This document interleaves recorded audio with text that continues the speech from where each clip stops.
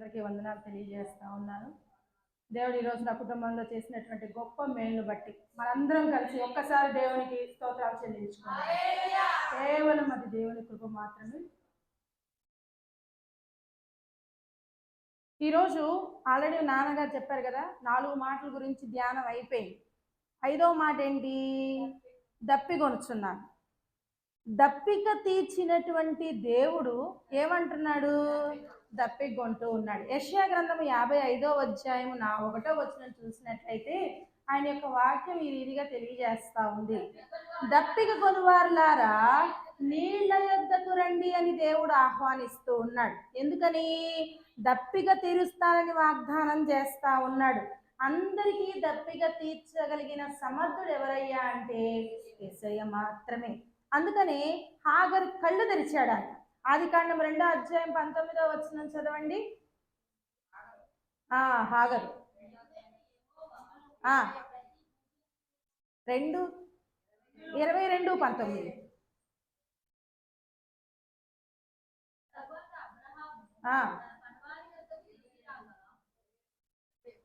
ఒక్క నిమిషం నేను చెప్తాను.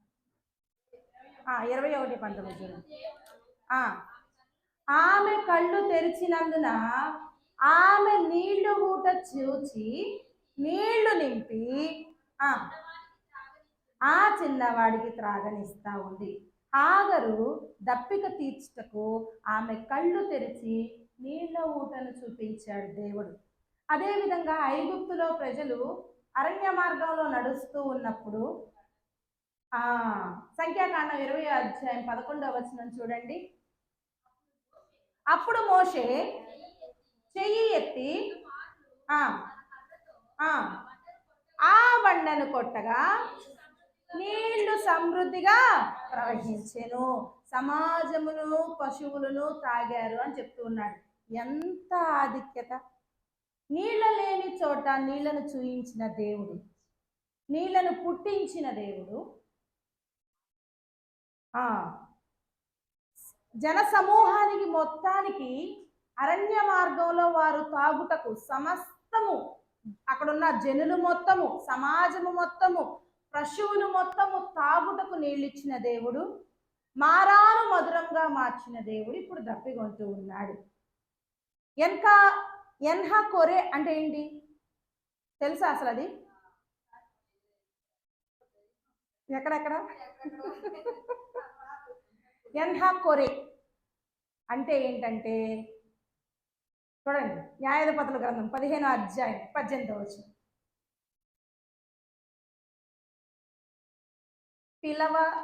పిలిచిన వాని యూట అని అర్థం. చదవక్క. అక్కడ అప్పుడు అతడు అంటే ఎవరంటే సంసోను. మిక్కిలి దప్పికొనినందున యెహోవాకు మొరపెడతా ఉన్నాడు. 19వ వచనం చదవక్క.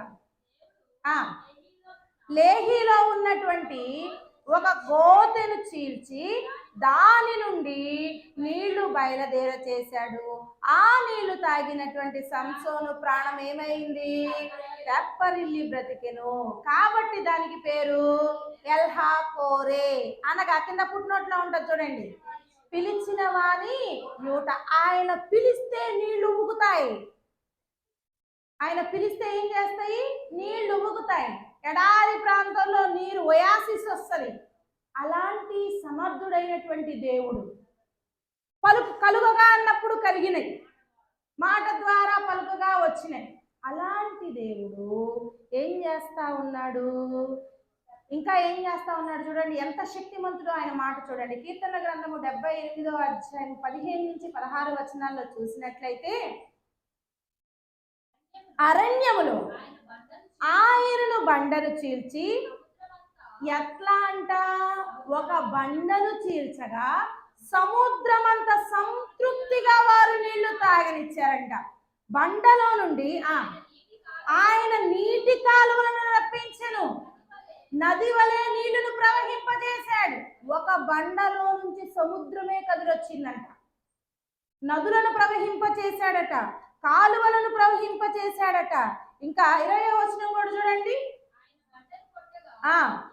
నీరు ఉబికెను, నీళ్లు కాలువలై పారెను అని వాక్యం చెబుతుంటే ఆ విధముగా నీళ్లను సమృద్ధిగా ఇచ్చిన దేవుడు సమరయశ్రీ దప్పికను తీర్చాడా తీర్చలేదా?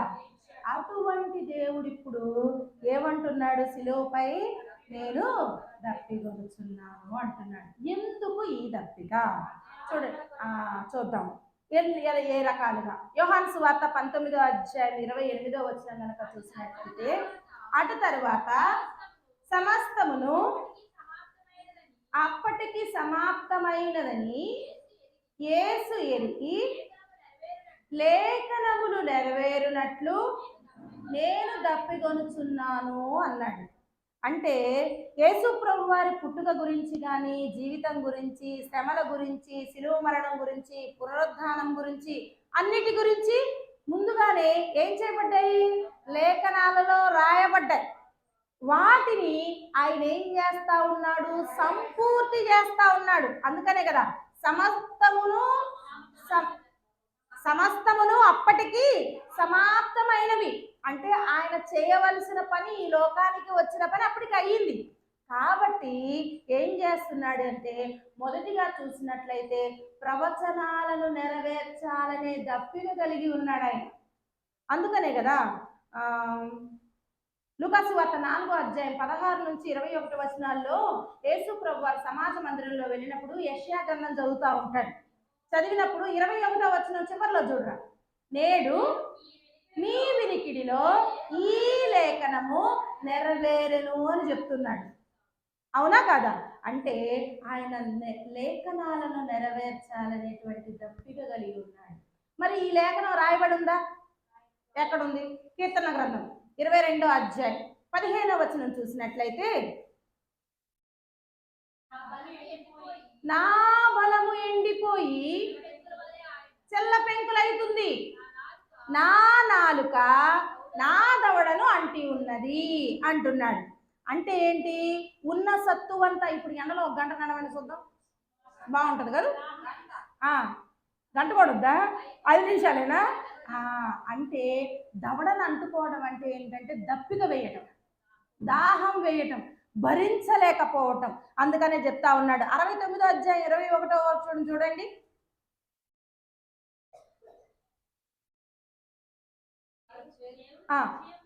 చేదును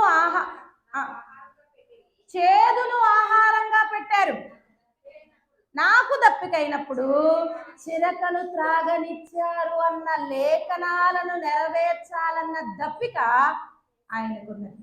మరి దేవుడు మన గురించి రాయించినటువంటి లేఖనాలను నెరవేర్చాలన్న దప్పిక మనం కలిగి ఉన్నామా లేదా?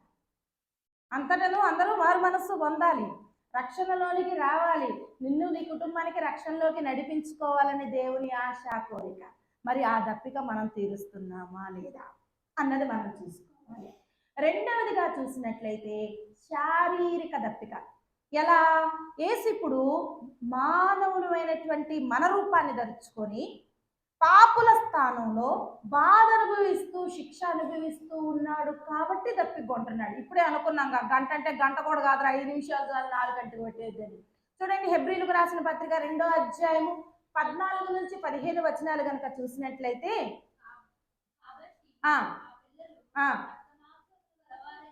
రక్తమాంసములు గలవారైనందున ఆ ప్రకారమే మరణము యొక్క బలము గలవాని, అనగా అపవాదిని మరణము ద్వారా నశింపజేయడానికి మరణ భయము చేత లోబడిన వారిని విడిపించడానికి ఆయన కూడా రక్త మాంసాల్లో పాలివాడయ్యాడు. మరణము నుంచి, మరణ భయము నుంచి మనల్ని రక్షించడానికి ఆయన రక్త మాంసంలో పాలివాడయ్యాడు. కాబట్టి ఆకలిగొన్నాడు, అలసట చెందాడు, నిద్రించాడు, శ్రమలు అనుభవించాడు, శోధించబడ్డాడు, కన్నీరు కార్చాడు. ఎవరి విషయంలో? లాజరు విషయంలో ఆయన కన్నీరు కార్చాడు. సో అలా దప్పిక కొంటూ ఉన్నాడు. మానవులందరూ పాపదాహం కలిగి ఉన్నారు, ధనదాహం కలిగి ఉన్నారు, వ్యభిచార దాహం, ఇంకా ఎన్నో దాహాలు ఉన్నాయి చెప్పుకుంటా పోవాలంటే లోకాశాల్లో. ఆ విశ్వాసులమైనటువంటి మనలను మనకు దప్పిక తీర్చడానికి, మనకు జీవాన్ని ఇవ్వడానికి ఆయన సిలువలో దప్పికొంటూ ఉన్నాడు, మానవ రూపంలో, శారీరక రూపంలో. మూడవది చూసినట్లయితే భౌతిక సంబంధమైన దప్పిక. ఇప్పుడు మనం అనుకున్నాంగా లోక సంబంధమైనటువంటిది అని. విశ్వాసులైన మన దప్పిక తీర్చాలంటే ఆయన భౌతికంగా మనం అనుభవించిన శ్రమలను ఆయన మీద మోపుకోవాలి. ఒక ఎగ్జాంపుల్ తీసుకుంటే ఎవరికైనా ఒక ఆవిడకి ఆపరేషన్ చేశారనుకోండి, ఆపరేషన్ చేసి అయిపోయిన తర్వాత వాళ్ళు ఆ దప్పిక వేస్తూ ఉంటుంది, మంచినీళ్ళు దాపించండి మంచినీళ్ళు దాపించండి అని అడుగుతూ ఉంటారు. ఎందుకని? రక్తం ఎక్కువగా వాడతారు, అంతే కదా, రక్తం వాడతారు కాబట్టి వాళ్ళు ఏం చేస్తూ ఉంటారు, నాకేమైనా తాపించండి దప్పిక తీర్చండి అని అడుగుతూ ఉంటారు. అలాగే యేసు ప్రభు వారు కూడా గెత్సెమనే తోటలో ఆయన చెమట రక్తంలా కారిపోయింది. మనం పొందవలసిన శిక్ష, మనపై పడాల్సినటువంటి కొరడా దెబ్బలు ఆయన మీద కొట్టారు, రక్తం మొత్తం దారులై కారింది. ఫ్యాషన్ ఆఫ్ ది క్రైస్ట్ చూసారా? కథమా సినిమాలు ఏమో తెలియదు కానీ ఫ్యాషన్ ఆఫ్ ది క్రైస్ట్ లో ఎలా ఉంటదంటే కొట్టేది ఇది వంకి అయితే దానికి ఇలా వంకి చుట్టూ ఉంటుంది, చీల్చుకొని వస్తుంది. మరి చిన్న గాయం తగిలితేనే దాంట్లో నుంచి రక్తం టపటపటపటపటపా గారింది. అలాంటిది ఎన్ని కొరడా దెబ్బలు కొట్టారు? అన్ని కొరడా దెబ్బలు కొట్టినప్పుడు రక్తం ఎంతగా గారి ఉండాలి? ముళ్ళ కిరీటాన్ని పెట్టి ఒత్తేది, ఇంకెంత గారి ఉండాలి? సరే, ఆయన ఒక్కడే నడుచుకుంటూ వెళ్తున్నాడా? నడుచుకుంటా సిలువును మోసుకొని వెళ్తున్నాడు. ఆ సిలువును మోసుకుంటూ వెళ్తున్నప్పుడు మామూలుగా నడవడానికే మోకాళ్ళ చిప్పలు పగులుతాయి మనకి, లేకుంటేనేమో గాయాలు అవుతాయి, ఏంటి ఎదురు దెబ్బలు అంటాం కదా మనము.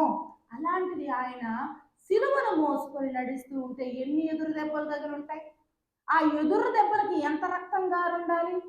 ఏమేమి కొరడాలతో రక్తం గారుతా ఉంది. ఆయన బాధ భరించలేక, భారాన్ని తట్టుకోలేక ఏడుస్తూ ఉంటే గెత్సెమనే తోటలో ఏమయ్యాయి? రక్తంగా మారింది కన్నీరు. మేకులతో కొట్టారు, అవును మేకులతో కొట్టారు, సిలువకు మేకులేశారు. ఎన్ని గాయాలున్నాయి? ఆ అన్ని గాయాల నుండి రక్తం ప్రవహిస్తూ ఉంటే ఆ రక్తాన్ని తాళలేక శరీరంగా భౌతికంగా ఆయన ఏం చేస్తా ఉన్నాడు?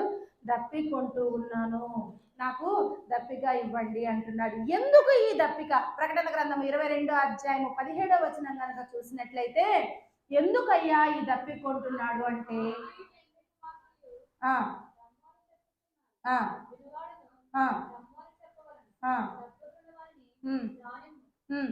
దప్పిక కొనిన వారిని రానివ్వండి.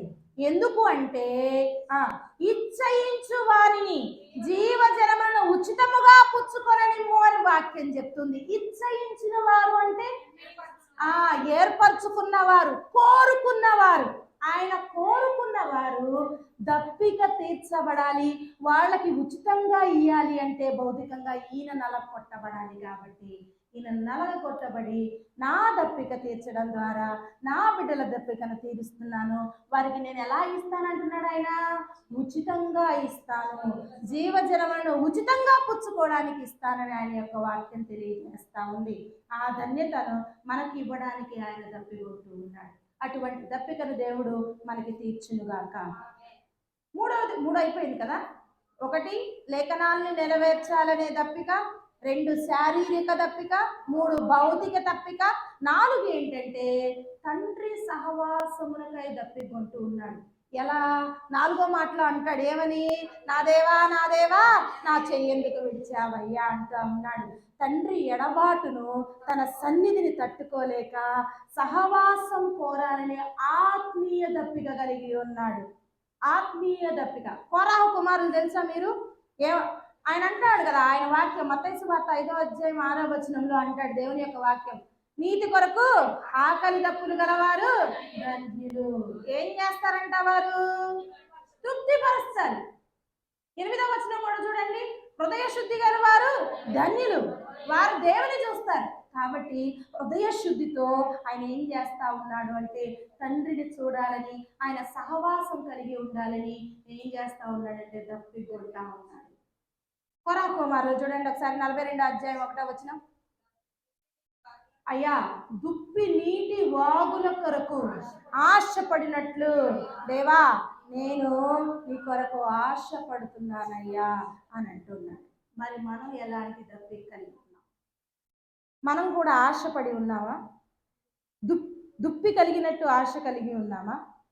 ఇంకా ఏమంటాడు తెలుసా కీర్తనాకారుడు? 84వ అధ్యాయం 2వ వచనం చూడండి. యెహోవా మందిర ఆవరణములో, యెహోవా మందిర ఆవరణాన్ని చూడాలని ప్రాణం ఎంతో ఆశపడుతూ ఉందంట. ఏముందంట మందిరంలో? ఈ 2 గోళ్ళు, ఆ చెట్లు, చేమలు, ఈ కుర్చీలు, ఈ బల్లలు, ఇయేగా ఉంది. ఎందుకు మరి ఆశపడతా ఉంది? దేవుని సన్నిధి, ఆయన సన్నిధిని దర్శించాలని, నీ మందిర ఆవరణలోని నేను ప్రవేశించాలని నా ప్రాణం ఎంతో ఆశపడుతూ ఉన్నది. జీవము కలిగినటువంటి దేవుణ్ణి దర్శించాలని హృదయము ఆనందంతో ఏం చేస్తా ఉందంట? కేకలు వేయుచున్నది అని చెప్తూ ఉంది. 10వ వచనం చూడండి ఒకసారి. అయ్యా నీ ఆవరణంలో నేను ఒక్క దినము గడుపుట 1000 దినముల కంటే శ్రేష్టమైనది అని చెప్పి దేవుని యొక్క వాక్యంలో మనకు రాయబడతా ఉంది. అటువంటి దప్పిక మనం కలిగి ఉన్నావా? లేక సాకులు చెప్తున్నావా? వామ్మో పాస్టర్ గారికి ఏమి 2 సార్లు పెడతాడు. పొద్దున ఒకసారి పెడతాడు, సాయంకాలం ఒకసారి పెడతాడు. ఎట్లా రావాలి? మా పనులు ఉంటే మాకు అని అనుకుంటున్నావా? దేనికోసం వస్తున్నాం? పాస్టర్ గారిని చూడడానికి వస్తున్నారా, లేకపోతే చర్చిని చూడడానికి వస్తున్నారా? దేనికోసం వస్తున్నారు? దప్పిక. ఏంటా దప్పిక? నీ మందిరావరణంలోకి రావాలనే దప్పిక, ఆయన్ని చూడాలనే దప్పికతో వస్తున్నావు. నువ్వు వచ్చినప్పుడు నువ్వు దప్పిక తీర్చబడి వెళ్తున్నావా లేదా? అది ఎటువంటి ఆపదైనా కష్టమైనా, అయ్యా నాకు ఈ బాధ ఉంది, ఇది నా దప్పిక అని నువ్వు దేవుని సన్నిధికి వచ్చి అడిగితే ఆయన నేను దప్పిక తీర్చి పంపిస్తున్నాడు కదా. మరి ఎందుకు ఈ మాటలన్నీ? మనం ఎలా ఉంటున్నాం? వేగిరపడి వస్తున్నామా లేదా అనేది ఆయన అడుగుతూ ఉన్నాడు. చివరాఖరి నిమిషంలో ఆయన పలుకుతున్న పలుకుల్లో కూడా దప్పికను ఆయన విడిచిపెట్టలేదు. ఎందుకంటే అంత దప్పిక కలిగి ఉన్నాడు. లేఖనాల్ని నెరవేర్చాలి. నా బిడ్డలు, నేను పొందిన శ్రమ వల్ల వాళ్ళు ఇబ్బంది పడతారేమో, నేను పొందకపోతే బిడ్డలు ఇబ్బంది పడతారేమో, వాళ్ళని నేను నెరవేర్చాలి అని దప్పిక. ఎవరి కుటుంబం కోసం వస్తున్నావు? ఎవరి కుటుంబం కోసం వాళ్ళు వస్తున్నారు. ఎవరి బాధ కోసం వాళ్ళు వస్తున్నారు. ఎవరి దప్పిక తీర్చుకోవడానికి వాళ్ళు వస్తూ ఉన్నారు. దప్పిక తీర్చే వాళ్ళకి దేవుడు దప్పిక తీరుస్తున్నాడా లేదా? అటువంటి వారిగా మనం ఉండాలని దేవుడు ఆశపడుతూ ఉన్నాడు. చివరిగా చూసినట్లయితే తండ్రి చిత్తాన్ని నెరవేర్చాలనే దప్పిక. ఏంటా చిత్తము? సంబంధం కోల్పోయింది, సంబంధాన్ని సహకారం చేయాలి. సాతాను ఏం చేశాడు? ఆదాము అవ్వల దగ్గర నుంచి తీసేసుకున్నాడు, మరణ భయాన్ని తీశాడు. ఆ మరణ భయం నుంచి బిడ్డల్ని తీసుకురావాలి. అయితే పాపం లేనివాడు రక్తాన్ని ప్రోక్షించాలి. ఆ రక్తాన్ని ప్రోక్షించడానికి యేసుప్రభువు ఈ లోకానికి వచ్చి ఉన్నాడు. ఎంతటి బాధ అనుభవిస్తా ఉన్నాడు. పాపపు దప్పిక కొరకై శిక్ష నువ్వు నేను అనుభవించాలి. ఎవరి దప్పిక అది? మనం చేసిన దప్పిక, మన పాప దప్పిక. కానీ ఎవరు అనుభవిస్తా ఉన్నారు? యేసయ్య అనుభవిస్తా ఉన్నాడు. లూకాసు వార్త 16వ అధ్యాయం 23, 24 వచనాల్లో ఒక ధనవంతుడు ఉంటాడు. నరకంలో ధనవంతుడు అంగలార్చి దప్పిక గారుస్తా ఉన్నాడా? పాతాళంలో అంట బాధపడుతూ అయ్యా దూరం నుండి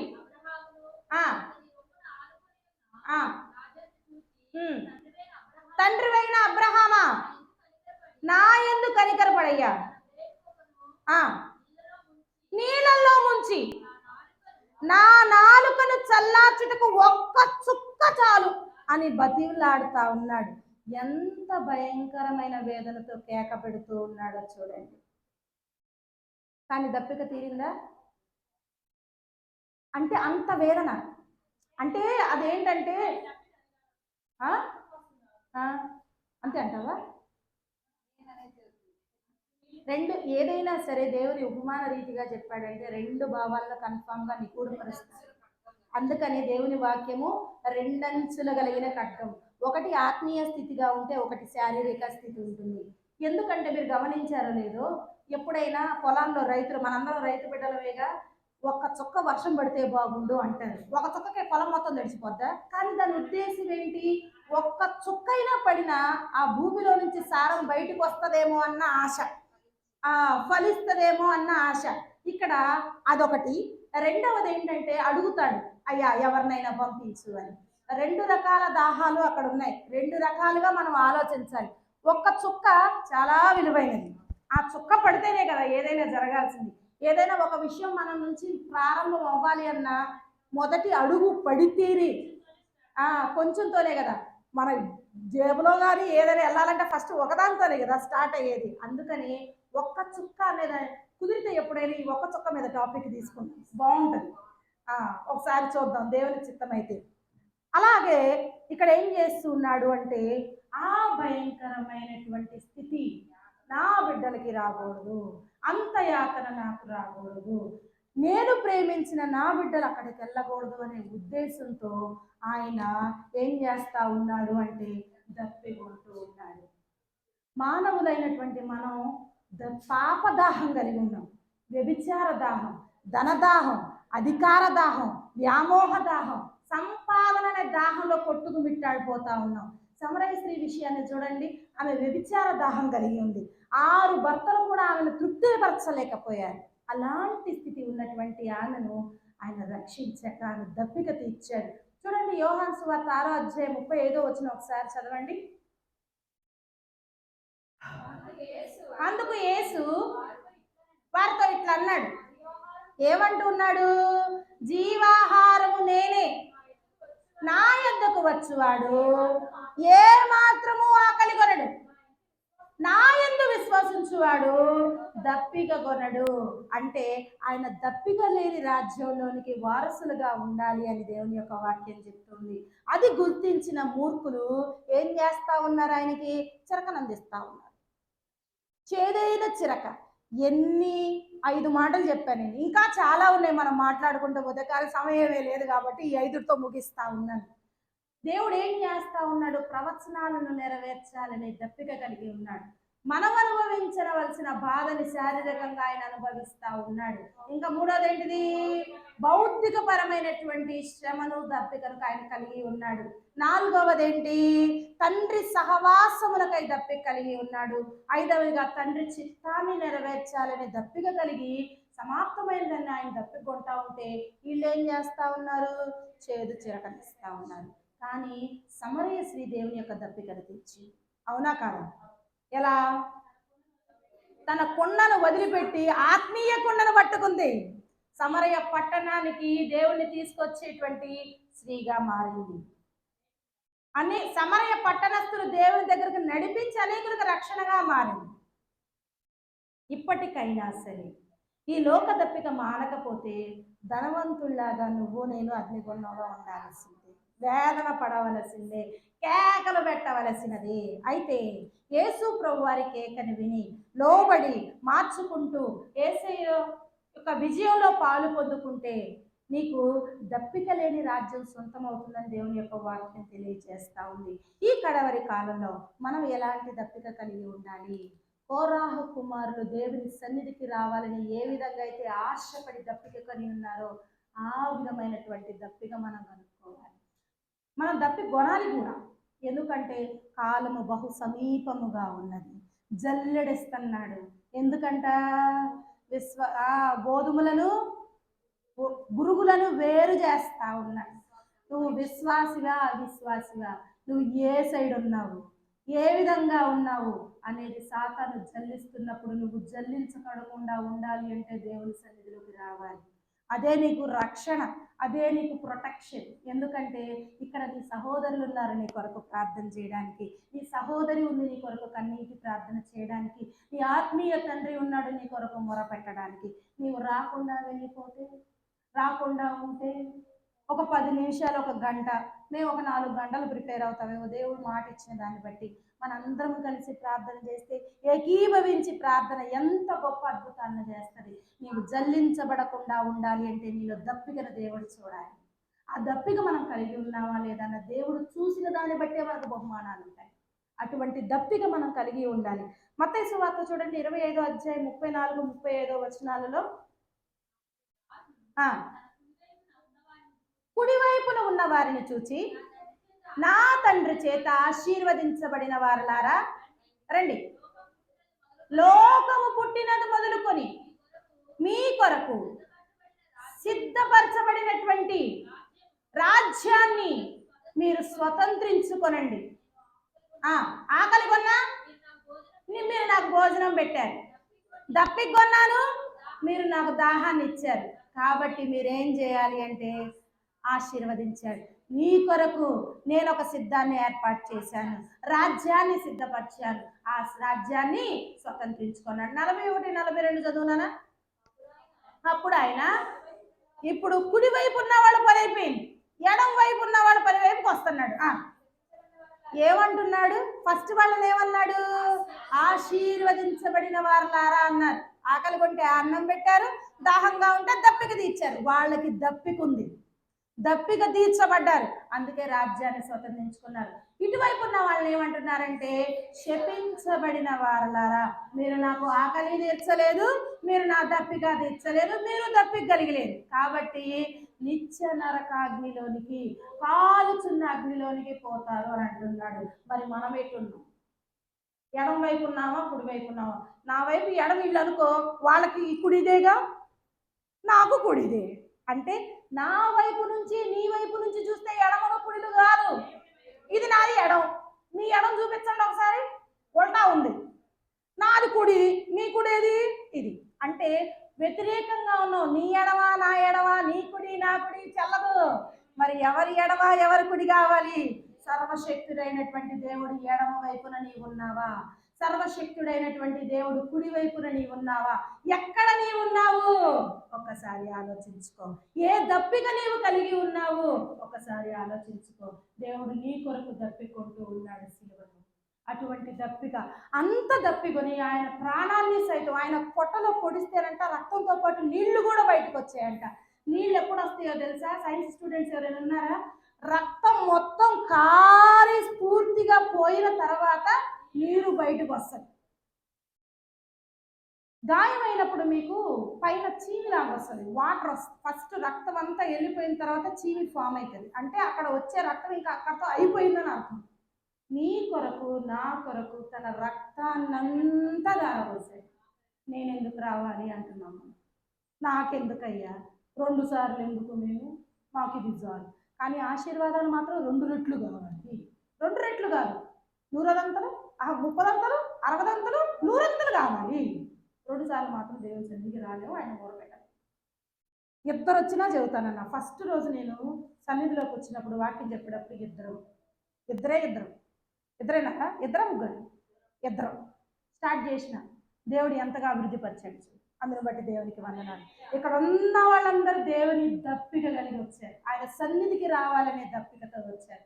కాబట్టి కన్ఫామ్గా దేవుడు మీ దప్పికను తీర్చునుగాక. అయితే ఒకవేళ దప్పిక లేకపోతే, ప్రకటన గ్రంథం 22వ అధ్యాయం 8వ వచనం, నువ్వు లోకంలో ఉన్నదాన్ని కానీ జయించలేవు. నీ దప్పిక ఎట్లా ఉంది?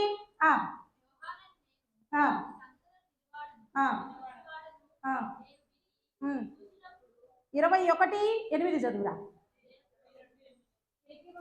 పిరికి వారును, అవిశ్వాసులను, వ్యభిచారులను, నరహంతకులను, చదవండి అమ్మా, మాంత్రికులు, విగ్రహారాధికులు, అబద్ధికులందరూ అగ్నిగంధకంలో మండు గుండాల్లో పారివారవుతారు. వీళ్ళకి దాహం లేదు, ఆత్మను రక్షించుకోవాలన్న దాహం లేదు, రక్షించబడాలి అన్న దాహం లేదు, దేవుని సన్నిధిలో గడపాలన్న దాహం లేదు.